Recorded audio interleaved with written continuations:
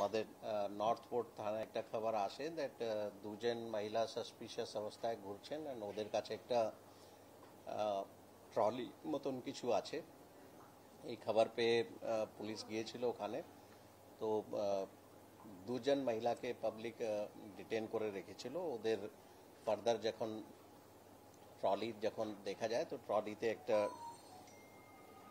মহিলার dead body পাওয়া যায়, যেটা letter on deceased identified as